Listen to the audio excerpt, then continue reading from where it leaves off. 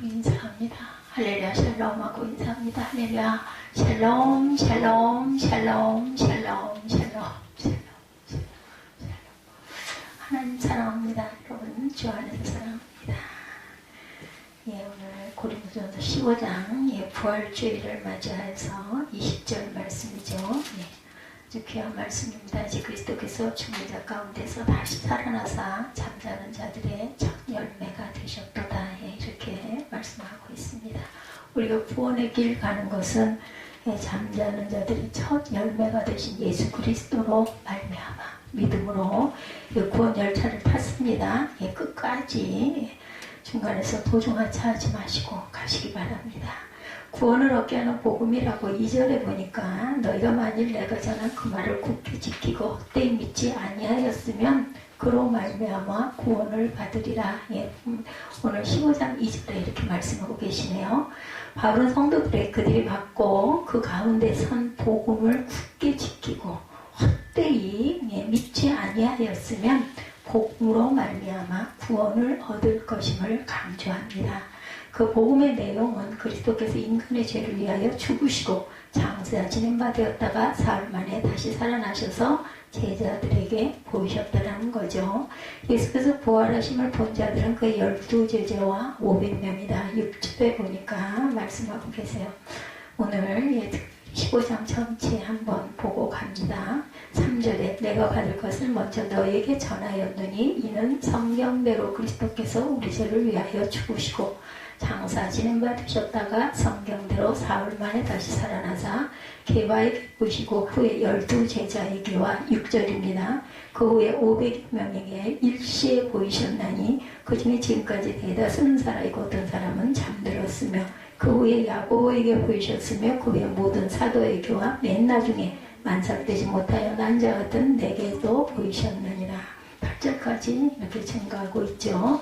그리스도의 부활이 이와 같이 복음의 핵심이 되는 것은 죄로 인하여 죽어야 할 인간의 문제를 해결한 사건이고 믿는 자는 그리스도와 같이 부활의 영광을 얻게 될 소망의 근거가 된다는 것입니다. 복음의 소망에 굳게 서야죠. 골로새서 1장 23절에 증거합니다.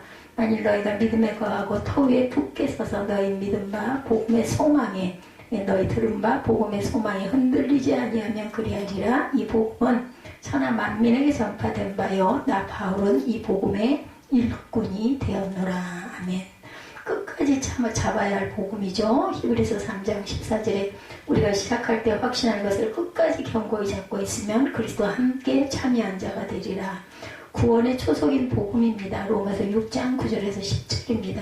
이는 그리스도께서 죽은 자 가운데서 살아나셨음에 다시 죽지 아니하시고 사망이 다시 그를 주장하지 못할 줄을 알미노라. 10절에 그가 죽으심은 죄에 대하여 단번에 죽으시며 그가 살아계심은 하나님께 대하여 살아계심이니 이렇게 증거하고 있죠.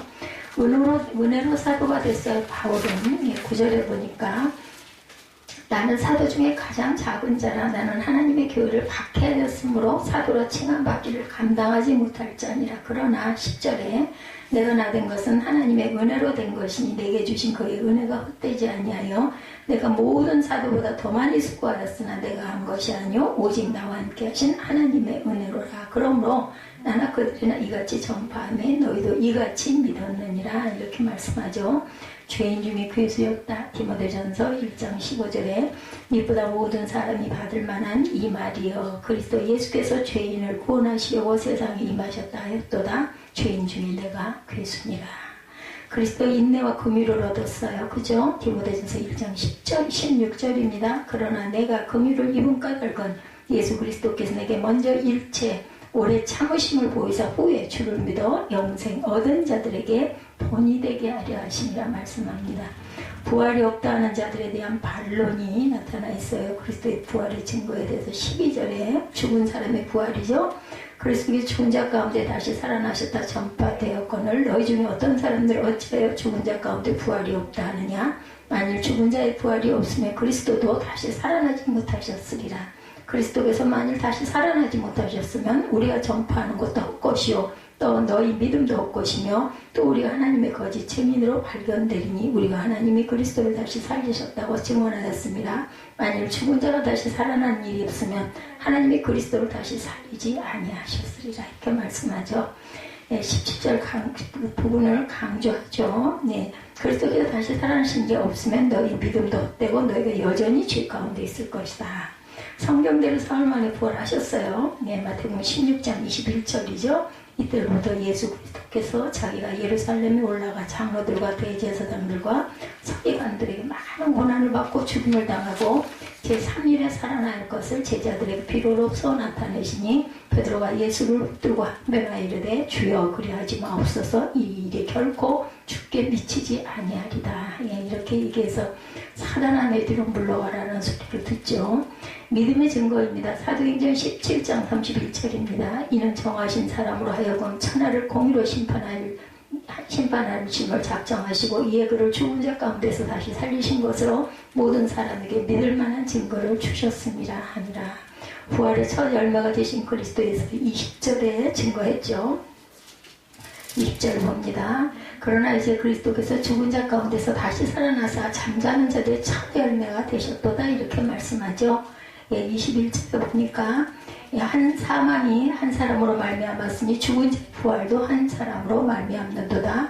아담 안에서 모든 사람이 죽은 것 같이 그리스도 안에서 모든 사람이 삶을 얻으리라. 그러나 각각 자기 차례대로 되리니 먼저는 첫 열매는 그리스도요 다음에는 그가 강림하실 때 그리스도에게 속한 자요 그 후에는 마지막이니 그가 모든 통치와 모든 권세와 능력을 멸하시고 나라를 아버지 하나님께 바칠 때라 이렇게 말씀하고 있습니다. 하나님의 능력으로 부활을 했어요. 사도행전 2장 32절에 이 예수를 하나님의 살리신지라 우리가 다 이 일의 증인이로다. 성도의 부활이 있습니다. 데살로니가전서 4장 17절에 그 후에 우리 살아남은 자들도 그들과 함께 구름 속으로 끌어올려 공중에서 주를 영접하게 하시리니 그리하여 우리가 항상 주와 함께 있으리라. 그러므로 이런 말로 서로 위로하라 이렇게 말씀하고 있습니다. 선한 행실을 더럽히는 악인들에 대해서 33절에 증거하고 있습니다. 우리 그 아래 쭉 읽고 가죠. 29절에 만일 죽은 자들이 도무지 다시 살아나지 못하면 죽은 자들을 위하여 세례를 받은 자들이 무엇을 하겠느냐? 어찌하여 그들을 위하여 세례를 받느냐? 또 어찌하여 우리가 언제나 위험을 무릅쓰리요? 형제들아 내가 그리스도 예수 우리 주 안에 가진다. 너희에 대한 나의 자랑을 두고 단언하노니 나는 날마다 죽노라. 내가 사람의 방법으로 에베소에서 맹수와 더불어 싸웠다면 내게 무슨 유익이 있으리요? 죽은 자가 다시 살아나지 못한다면 내일 죽을 터이니 먹고 마시자 하리라. 속지 말라. 악한 동무들은 선한 행실을 더럽힌다. 말씀하죠. 선한 행실을 더럽히는 악한 자들에 대해서 34절에 깨어 의를 행하고 죄를 짓지 말라. 하나님을 알지 못하는 자가 있기로 내가 너희를 부끄럽게 하여 말한다. 이렇게 말하죠. 바울은 그리스도의 부활을 부정하는 자들에 대해서 자신이 그리스도의 복음을 위하여 죽음을 무릅쓰고 수고하는 것은 부활에 대한 소망이 있기 때문이고 그리스도의 부활과 성도의 부활 소망이 진실임을 증거합니다. 만일 그리스도의 부활이 거짓이면 자신이 먹고 마시고자 할 것이라고 증거하므로 부활의 진정성을 역설적으로 증거하죠. 적은 누룩을 조심하라. 고린도전서 5장 6절입니다. 너희가 자랑하는 것이 옳지 아니하도다. 적은 누룩이 온 동안에 퍼지는 것을 알지 못하느냐. 믿음을 무너뜨리는 자들 디모데후서 2장 18절이도 진리에 관하여 그들이 그릇되었도다. 부활이 이미 지나갔다 하므로 어떤 사람들의 믿음을 무너뜨리느니라. 부활이 없다는 자들에 대한 반론이 44절에 나타납니다. 35절부터 봅니다. 누가 묻기를 죽은 자들이 어떻게 다시 살아나며 어떤 몸으로 오느냐 하리니 어리석은 자여 내가 뿌리는 씨가 죽지 않으면 살아나지 못하겠고 또 내가 뿌리는 것은 장래의 함체를 뿌리는 것이 아니요 다만 말이나 다른 것을 알맹이 뿐이로되 하나님이 그 뜻대로 그에게 형체를 주시되 각 종자에게 그 형체를 주시느니라. 육체는 다 같은 육체가 아니니 하나는 사람의 육체요 하나는 짐승의 육체요 하나는 새의 육체요 하나는 물고기의 육체라. 하늘에 속한 형체도 있고 땅속에 속한 형체도 있으나 하늘에 속한 것의 영광이 따로 있고 땅속에 속한 것의 영광이 따로 있으니 해의 영광이 다르고 달의 영광이 다르며 별의 영광도 다른데 별과 별의 영광이 다르도다. 죽은 자의 부활도 그와 같으니 썩을 것으로 심고 썩지 아니할 것으로 다시 살아나며 욕된 것으로 심고 영광스러운 것으로 다시 살아나며 약한 것으로 신고 강한 것으로 다시 살아나며 몸의 육으로 신고 신령한 몸으로 다시 살아나니 육의 몸이 있은즉 또 영의 몸이 있느니라. 44절에 이렇게 말씀하고 있죠. 영광의 몸에 대해서 그는 만물에 빌립보서 3장 21절에 그는 만물을 자기에게 복종하게 하실 수 있는 자의 역사로 우리의 낮은 몸을 자기 영광의 몸의 형체에 같게 변하게 하신다고 말씀합니다. 씨가 죽어야 열매를 맺죠. 요한복음 12장 24절에 내가 진실로 진실로 너희에게 이르노니 한 알의 밀이 땅에 떨어져 죽지 아니하면 한 알 그대로 있고 죽으면 많은 열매를 맺느니라 하셨어요. 하늘에 속한 그 형상을 입게 된다고 말씀하죠. 바울은 첫사람 아담과 마지막 아담인 그리스도의 차이를 예로 들어 첫사람이 땅에서 났으나 둘째 사람은 하늘에서 난과 같이 성도가 흙에 속한 자의 형상을 입은 것 같이 또한 하늘에 속한 자의 형상을 입게 될 것을 밝히죠.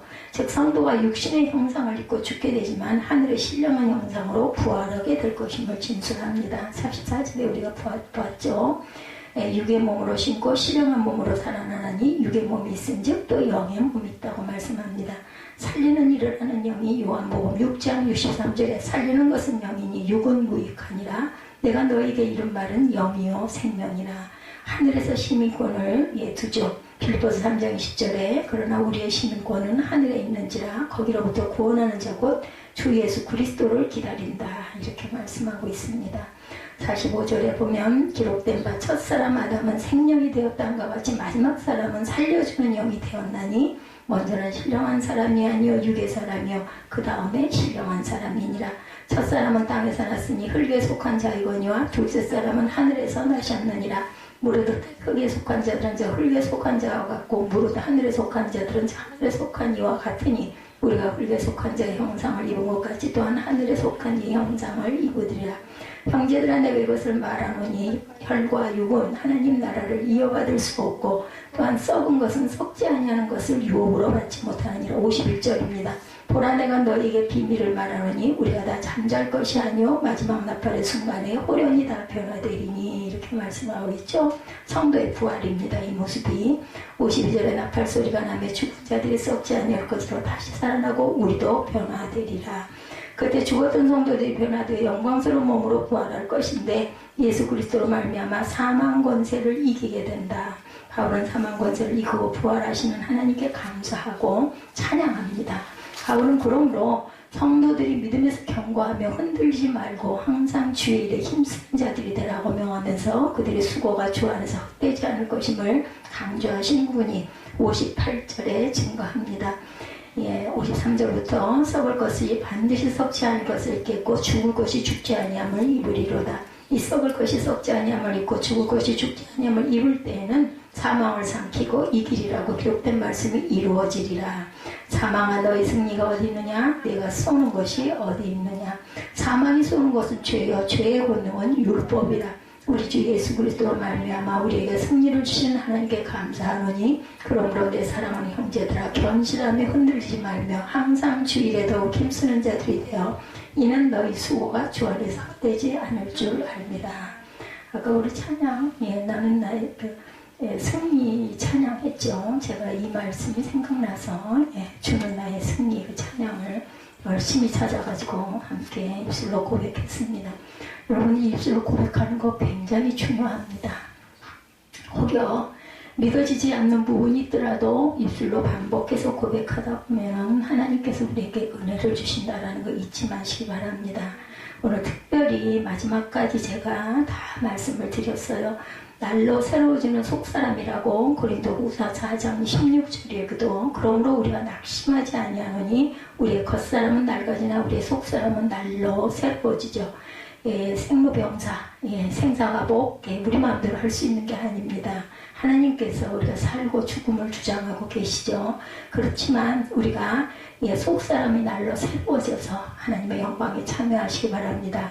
썩지 아니할 하나님 나라에 대해서 베드로전서 1장 4절에도 썩지 않고 더럽지 않고 쇠하지 아니하는 유업을 있게 하시나니 곧 너희를 위하여 어디에 하늘에 간직한 것이다 이렇게 증거하고 있습니다. 지금까지 말씀드린 것은 말씀 9절에 예, 성경 말씀에 입각해서 제가 조사해서 여러분들에게 말씀드렸어요. 성도는 그리스도 안에서 사망 권세를 이기고 부활 생명을 소유한 자들, 언제나 소망 가운데 하나님의 선하신 뜻을 위하여 고난을 받고 살아갑니다. 고난이 없는 세상은 없어요. 죽음을 이긴 성도는 세상의 어떤 위협 속에서도 굴하지 않고 승리하게 되는데, 이는 그리스도로 말미암은 영생의 확신이 있기 때문에, 우리가 소망이 있으면 어떤 어려움이 있어도 극복하죠. 이것만 극복하면 내가 사니까, 이런 믿음이 있죠. 부활의 첫 열매 되신 예수 그리스도십니다. 오늘 제목이 부활이 없다면 가장 어리석고 불쌍한 사람들이 성도입니다. 이 땅에서 하나님의 영광을 추구하며 살려면 필연적으로 자기 영광을 추구하려는 욕망을 부인하며 살아야 하니까. 그러나 부활은 분명히 있다라는 거죠. 부활의 첫 사례인 그리스도의 부활을 목격한 자가 많았습니다. 그래서 성경은 그리스도 부활이 모든 성도의 부활을 보증한다고 선언하죠.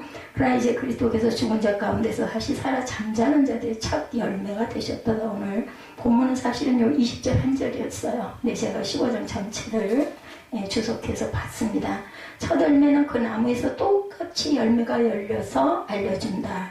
이처럼 그리스도의 부활은 그분께 속한 성도의 부활을 보증하는 첫 열매입니다. 이 구절은 부활 사건에서 그리스도의 인성을 강조합니다. 부활은 사망을 전제로 하는 개념인데 신성은 죽거나 부활할 수 없기 때문이죠. 만약 죽음이 자연스러운 현상이라면 사람이 죽음을 두려워하지 않았을 거예요. 그런데 사람은 본능적으로 죽음을 두려워서 피하고 싶어 합니다. 죽음은 인류에게 자연스럽지 않은 현상, 곧 하나님의 형벌이기도 하기 때문이죠. 아담이 언약을 어기자 그 언약에 속한 인류 전체가 사형 선고를 받았어요.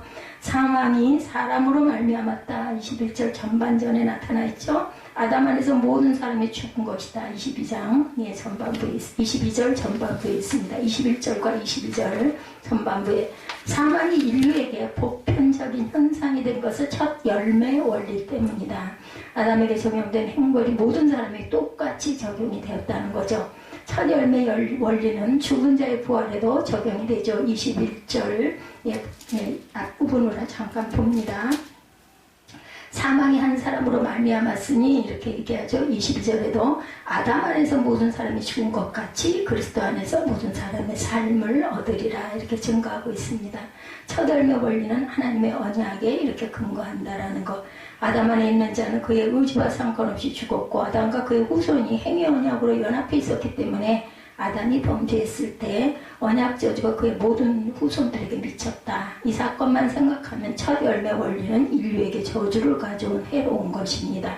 그러나 그리스도의 부활 사건은 첫 열매의 원리가 인류에게 큰 복이 되게 했죠. 그리스도와 그분을 믿는 자는 은혜 언약으로 연합해 있어서 그리스도 안에 있는 자도 그의 의지와 상관없이 부활한다. 믿음으로, 그렇죠? 우리가 행위로 하는 게 아닙니다. 믿음으로 우리가 돌아가신 십자가에 못 박혀 돌아가셔서 사흘 만에 부활하신 예수님을 믿는 자들에게 요한복음 3장 16절이죠. 영생을 주시죠. 예수께서 십자가에서 구속을 완성하셨으나 구속의 효력이 적용 완료된 것은 아니죠. 그래서 십자가 이후로 구속사의 진행이 필요하다라는 것. 먼저 첫 열매인 그리스도께서 부활하셨습니다. 다음으로 그리스도 강림하실 때 그의 붙은 자, 그리스도에 속한 성도가 부활한다. 23절에 그 다음은 그가 강림하실 때 그리스도에게 속한 자요. 24절 그 후에는 마지막이니 그가 모든 통치와 모든 권세와 능력을 멸하시고 나라를 아버지 하나님께 바칠 때 뭐예요? 마지막 때인 거죠? 주님께서 재림하실 때 그리스도의 모든 원수를 그 발 아래 둘 때이다. 25절 전반부에 나타나 있죠. 그가 모든 원수를 발 아래 둘 때까지 반드시 왕노릇하리니 맨 나중에 멸망받은 원수는 사망이다. 이렇게 말씀하고 있어요. 이래서 부활 이후 세상 끝까지 그리스도께서 불갑을 왕노릇 하시는 기간이다. 뭐예요? 천년왕국. 불갑을 반드시 해야 한다라는 뜻입니다. 원어적인 해석은 아마 조금 더 구체적으로 나타나 있을 것입니다.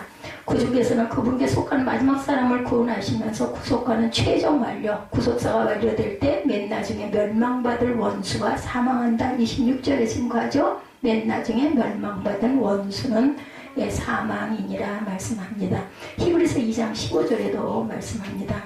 젖먹이를 엄마의 품속에서 약탈하기도 죽음의 세력 앞에서는 속수무책입니다. 인류는 죽기를 무서워하므로 일생에 매여 종노릇해야 했다. 결국은 죽는다는 사실 때문에 허무주의, 염세주의, 쾌락주의, 실존주의에 빠지기도 합니다. 지금도 인류는 첨단 과학을 이용해서 죽음을 정복할 꿈을 꾸고 있다고 합니다.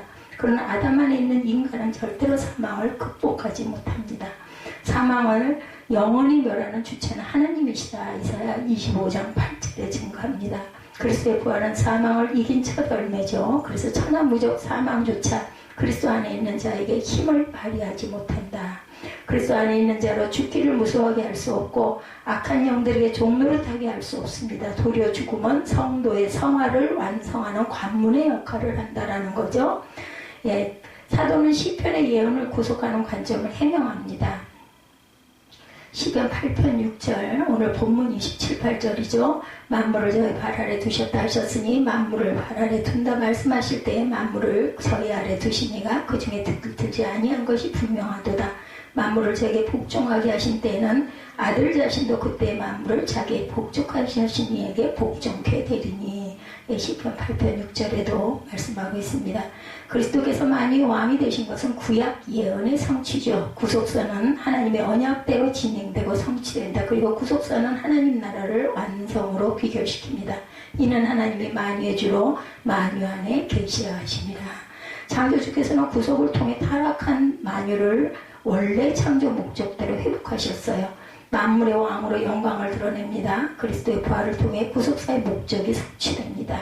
학자들은 죽은 자들을 위하여 세례받은 행동에 대해서도 해석이 아주 다양합니다. 29절에도 보면 만일 죽은 자들이 도무지 다시 살아나지 못하면 죽은 자들을 위하여 세례를 받는 자들이 무엇을 하겠느냐, 어찌하여 그들을 위하여 세례를 받느냐, 이렇게 할 것이라는 거죠. 그리고 이런 모순은 이 시대에도 있죠. 부활을 믿지 않는 사람은 여전히 모순된 생각과 행동을 보입니다. 죽으면 모든 것이 끝난다고, 그래서 큰 소리를 치지만 죽지 않으려고 온갖 방법을 다 동원하죠. 죽음을 자연스러운 현상이라고 주장하지만 드러나는 본심은 아이고 죽겠네, 하마터면 죽을 뻔했네, 너 죽을래? 이런 말들 많이 합니다. 이런 표현 속에 죽음 앞에 무력한 자의 공포도 담겨있는 걸 우리가 봅니다.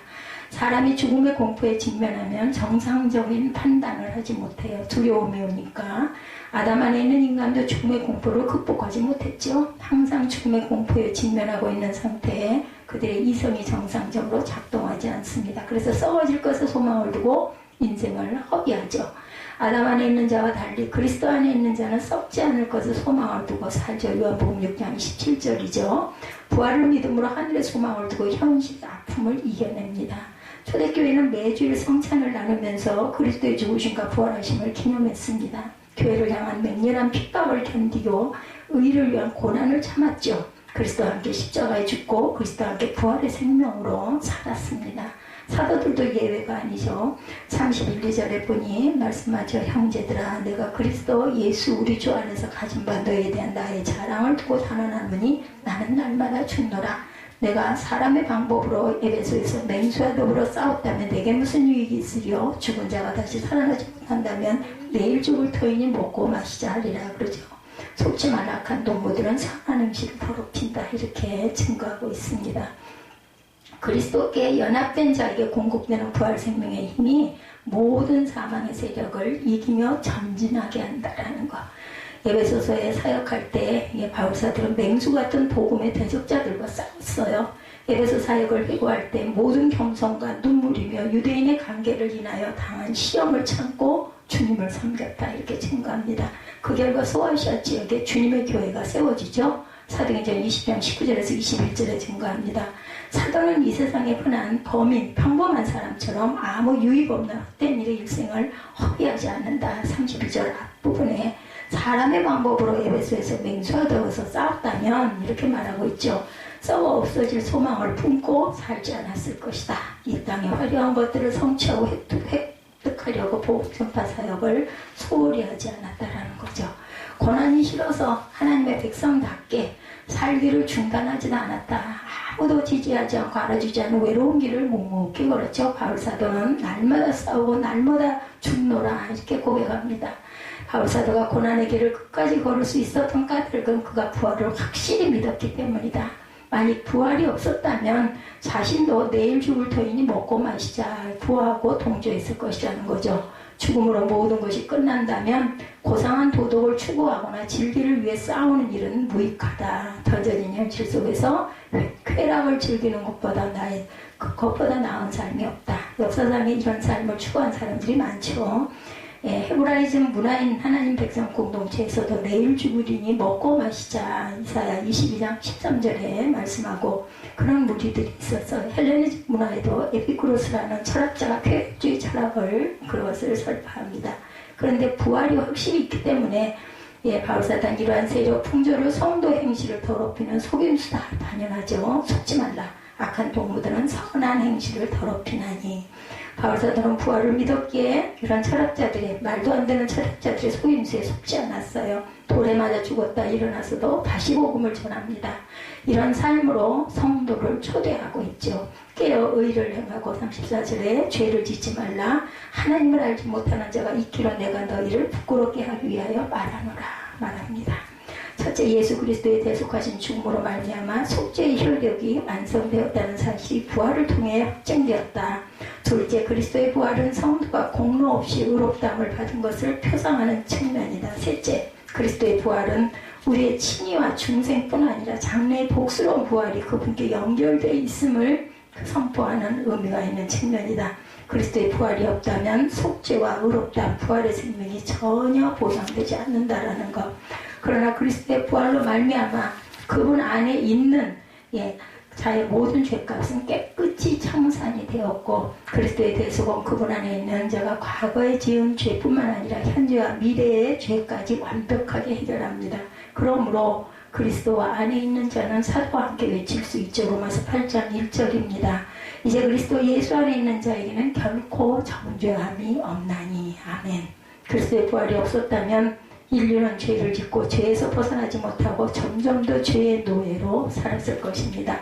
믿지 않는 자는 이미 심판을 받았다는 사실을 모르는 채 죽음 이후 심판이 예비된 줄 모른 채 죄의 세력이 이끄는 대로 현실의 쾌락을 즐기며 살겠죠. 요한복음 3장 18절입니다. 우연히 죽음을 두려워하면서 계속 죄의 종로로 타다가 영원한 멸망을 당할 것이다. 히브리서 2장 15절이죠. 그리스도의 부활이 없었다면 인류는 헛된 소망을 품고 죽음과 함께 소멸될 무익한 일을 정렬을 쏟다 영원한 심판에 처하게 되었을 것이다. 그래서 모든 영광과 찬양과 감사를 부활의 참 열매이신 주님께 돌려 마땅하다라는 것. 오늘 부활주의를 맞이하여서 예수 그리스도에 대해서 부활의 첫 열매 되신 예수 그리스도 고린도전서 15장 20절에서 34절 말씀을 근거로 부활의 첫 열매이신 예수 그리스도에 대해서 함께 묵상해 봤습니다. 우리 찬양 결단 찬양하시고 축도로 예배를 마치도록